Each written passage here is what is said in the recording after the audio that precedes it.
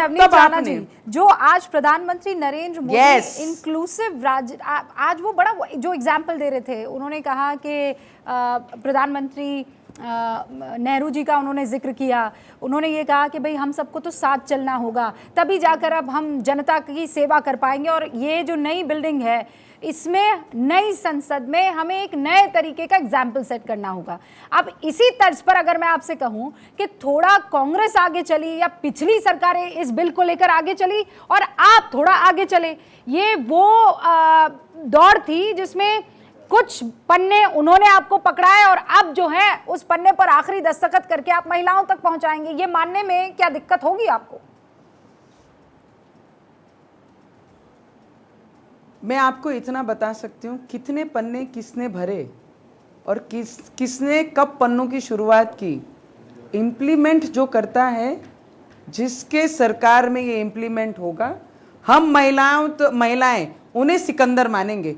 और आज की दृष्टि में मुझे पता नहीं पिछले कितने क्या लोगों ने क्या खिचड़ी पकाई है, खिचड़ी हम तक आई नहीं तो हमें खिचड़ी का मोल नहीं है। आज तो जो आरक्षण हम लोगों को मिल रहा है, जिस आरक्षण का इंट्रोड्यूस बिल आज पार्लियामेंट में हुआ है और जिस सरकार के द्वारा हुआ है, ओबीसी को लेकर आप जानती हैं अब तरह तरह के बयान आने लगे हैं।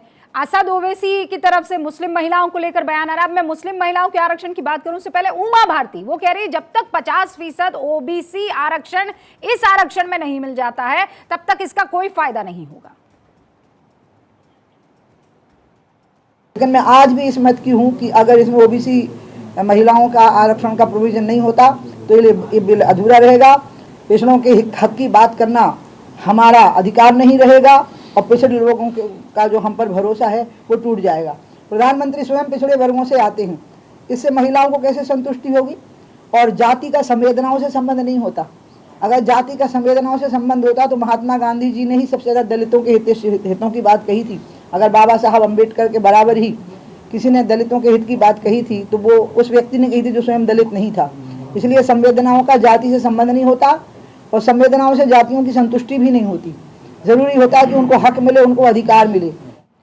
नवनीत जी, मैं माफी चाहती हूँ, मैं आपको बयान सुना रही थी और शायद आप अपनी बात रखने लग गई थी। आपने बयान सुन लिया होगा उमा भारती जी का। मैं ये जानना चाहती हूँ कि वो जब कह रही हैं कि नहीं हो सकता जब तक 50% आरक्षण नहीं मिल जाता है, इस पर आपका रिएक्शन क्या होगा?